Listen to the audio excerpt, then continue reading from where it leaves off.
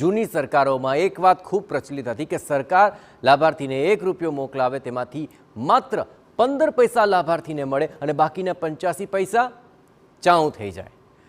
તેનો કોઈ હિસાબ ક્યારેય નથી મળ્યો. સમય બદલાયો, સરકારો બદલાઈ ગઈ, નીતિઓ અને નિયમો બધું જ બદલાયું, પરંતુ આ પરિસ્થિતિ હજુ પણ નથી બદલાય. પહેલાં 85 પૈસા ચાઉં થતા હતા તો હવે કદાચ 80 પૈસા ચાઉં થાય છે. સરવાળે લાભાર્થી સુધી હજુ પૂરો લાભ તો નથી જ પહોંચતો. અને આવી જ દશા છે સસ્તા અનાજની દુકાનોમાં રાશન ભરાવવા આધારિત રહેલા પરિવારોની. ઉદ્દેશ્ય તો આ દુકાનોનો એ હતો કે ગરીબોને 2 ટકનું ભોજન મળી રહે, પરંતુ 2 ટકના ભોજનના રાશનમાં કેટલી ગોલમાલ થાય છે તે જાણીને સરકારના પણ પગ તળેથી ખુરશી સરકી જાય. પણ જાણવામાં રસ ક્યાં કોઈને છે જ. જુઓ અનાજનો સસ્તો વહીવટ.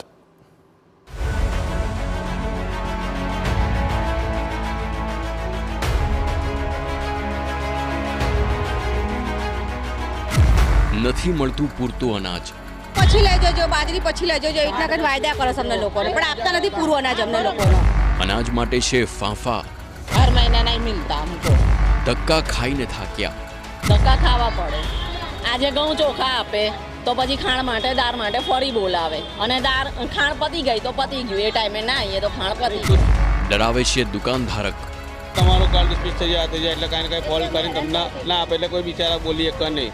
આ પીડા છે એ લાભાર્થીઓની જેઓ ભૂખ્યા ન રહે, તેમને કોઈ તકલીફ ન પડે તે માટે દેશભરમાં અન્ન અને નાગરિક પુરવઠા વિભાગ અંતર્ગત સિસ્ટમ શરૂ થઈ. સસ્તા અનાજની દુકાનો. વધતી મોંઘવારીમાં આ દુકાનો કરોડો દેશવાસીઓ માટે આશીર્વાદરૂપ છે. માન ગુજરાન ચાલતું હોય ત્યાં મોંઘાદાટ ઘઉં, દાળ, ચોખા, ચણા, ખાંડ કેવી રીતે લાવવા? સસ્તા અનાજના વિતરણમાં પારદર્શિતા લાવવાનો પ્રયાસ સમયાંતરે ઘણો થયો છે, પરંતુ હજુ ગરીબો અને જરૂરિયાતમંદ પરિવારો સુધી તેમના હકનું અનાજ પહોંચતું જ નથી. જમાલપુર ઝોનમાં જ આપણે અત્યારે છીએ મજૂર ગામની આ ફેર પ્રાઇસ શોપમાં. અને ફેર પ્રાઇસ શોપમાં અત્યારે તમે જુઓ તો 9 વાગ્યાનો સમય હોય છે જે ફેર પ્રાઇસ શોપ ઓપન કરવાનો. ગ્રાહકો અહીંયા ઊભા છે, જે લોકો રેશન કાર્ડ ધારકો છે અહીંયા ઊભા છે, પરંતુ દુકાનદાર જે છે એ અહીંયાથી નદાર જ છે, ગાયબ છે. હવે ક્યારે આવશે અને ક્યારે ડિસ્ટ્રીબ્યુશન થશે એ એક સૌથી મોટો પ્રશ્ન છે. અમદાવાદ શહેરમાં અન્ન અને નાગરિક પુરવઠા વિભાગ અંતર્ગત 15 જેટલા ઝોનમાં સસ્તા દરે અનાજ વિતરણ થાય છે. હજારો ટન અનાજ દરરોજ આ રાશનની દુકાનોથી લોકોના ઘરે પહોંચે છે, પરંતુ આ વ્યવસ્થા કેટલી અણઘડ ચાલે છે તેનો આ નમૂનો છે. TV9ની ટીમે હકીકત જાણી તો ધ્રુજારી છૂટી, અને એટલે જ આ હકીકત તંત્ર સામે છતી કરવાનો આ પ્રયાસ થઈ રહ્યો છે. રાશન કાર્ડ ધારકોની પીડા TV9ના કેમેરામાં કેદ થઈ છે. માત્ર પીડા જ નહીં, ડર અને અજ્ઞાનતા પણ. રેગ્યુલર નહીં મળતું, એમની મરજી થાય ને ત્યારે એમને આલે છે, બરાબર. બીજી બધી બી દુકાનો છે આ રીતે અનાજ વિતરણની, એ એમના ટાઈમ પર આલે, આમને ટાઈમ પર નહીં હાલતા. અને સવાર સાંજ 2 ટાઈમ હાલતા હોય એ લોકો, આમને ખાલી સવારે જ હાલે, અને સવારે એમના ટાઈમ પર આવે. અથવા આ રીતે ખાવ, એમને કંઈ કામ આવે તો જતા રહે, એટલે આ લોકો બધા ઊભા રહે, બોલતા કોઈ નહીં. તમે બોલો ને એટલે તમારો કાર્ડ ડિસ્પ્લે થઈ જાય એટલે કાંઈ ને કાંઈ ફોલ કરીને તમને ના આપે એટલે કોઈ બિચારા બોલી એક નહીં. કારણ કે હું બોલું એટલે કાલે કે તારો અંગૂઠો નહીં હતો, અને એટલે ફોલ્ટમાં જમાલપુર દોડાવો એટલે કોણ બોલે? એટલે બધાની મજબૂરી આ રહી છે. મોટા ભાગના લાભાર્થીઓની સ્થિતિ એવી છે કે દુકાનદાર કહી દેશે કે સ્ટોક નથી. ફરિયાદ કરવા જાય તો જે અનાજ મળે છે તે પણ બંધ થઈ જશે તેવો ડર બતાવી મોબ બંધ કરી દેવાય છે. છતાં ઘણા ફરિયાદ કરે છે, પરંતુ તેનું પરિણામ મળતું નથી. બહુ સમસ્યા આવે છે, એટલે બધાને આવે છે, મને એકલાને નહીં.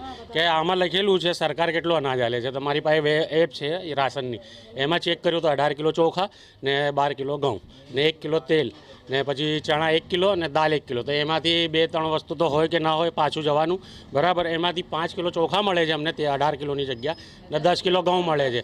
પણ આ ભાઈને કહીએ છીએ તો આ ભાઈ આમ કહે છે કે સ્ટોકમાં નથી. ને હું કમ્પ્લેન કર્યું હતું ને ત્યાં, તો કમ્પ્લેન નંબર પણ મને આલ્યું છે, ત્યાં પણ આમ કહે છે કે સ્ટોકમાં નહીં હશે તો નહીં મળે. તો સરકાર શું હાલે છે પછી પબ્લિકને? जितना सरकार देता है ना उतना हमारे को नहीं मिलता है. मैसेज अलग बताती है और ये कम देते हैं.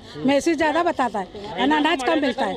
महीने में तो अनाज મેસેજ તમને વધારે બતાવે. हाँ, अनाज कम મળે છે. સાવ રાશન જ ન મળે તેના કરતાં જે મળે છે તે લઈને મૌન રહેવું તે જ યોગ્ય. આવું વિચારીને આ લાભાર્થીઓ રકજકમાં ઉતરતા નથી. મોડે મોડે આવતા દુકાનધારકને પણ ભગવાન માની બધું જ ચલાવી લેવાય છે, છતાં હક પૂરતો મળતો નથી.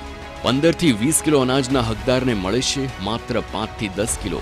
આજે જથ્થો પતી ગયો છે તેવા ઉડાઉ જવાબો તો ખૂબ સામાન્ય છે અને જો જથ્થો આ મહિને નહીં મળે તો પછી ક્યારેય મળવાનો નથી. પછી લઈ જજો, બાજરી પછી લઈ જજો, એટલા કરીને વાયદા કરો છો અમને લોકોને, પણ આપતા નથી પૂરું અનાજ અમને લોકોનો.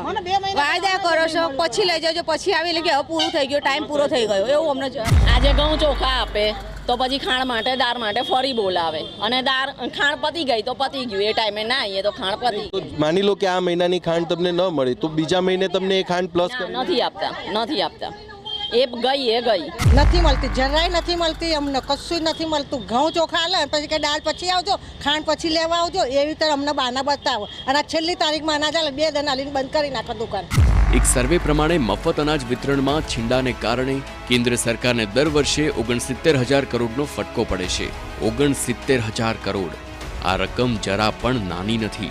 સરકાર જેટલા ગરીબોને અનાજ પહોંચાડે છે તેમાં ફટકો ન પડે તો તેનાથી પણ વધુ લોકો રાત્રે ભૂખ્યા નહીં ઊંઘે. પણ સિસ્ટમને કોણ પહોંચી વળે અને કેવી રીતે? સાંભળો, અનેક લાભાર્થીઓ એવા છે જે દર મહિને તેમને મળતા અનેક કિલો જથ્થો જવા જ દેશે.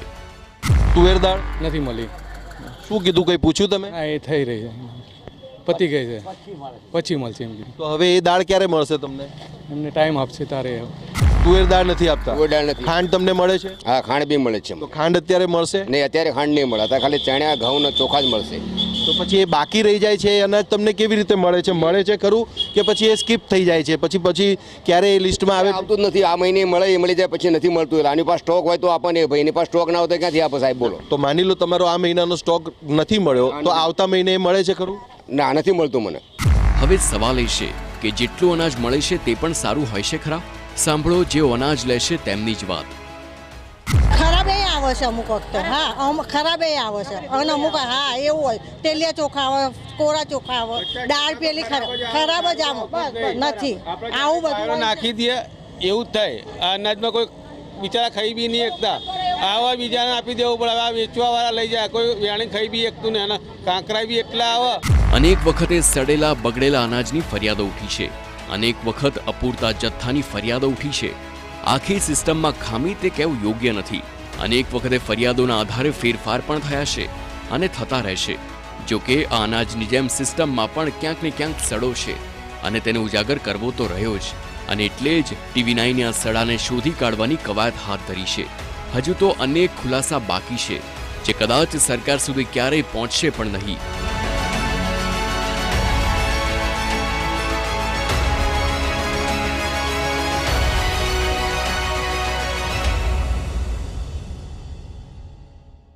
સ્ટોક ઓછો વધતો થાય છે એ વાત પણ અહીંયા સામે આવી રહી છે. એ સિસ્ટમ જે ડિસ્ટ્રીબ્યુશન થાય છે નિગમના ગોડાઉનમાંથી, ત્યારે એ અને સાથે જ સાથે વચ્ચે ફરિયાદો હોય છે. જેમ કે થોડાક સમય પહેલાં જે ધારકોનું કહેવું છે કે ઘઉં ખરાબ આવ્યા હતા, ત્યારે આ જે સિસ્ટમ છે એ હજી વધારે સુચારુ રૂપથી ચાલે અને લોકોને સમયસર પૂરતું અનાજ મળી રહે એ માટેની સિસ્ટમ સરકારે ગોઠવવી જરૂરી છે. કેમેરામેન તૌસીફ મલિક સાથે સચિન પાટીલ, TV9 અમદાવાદ.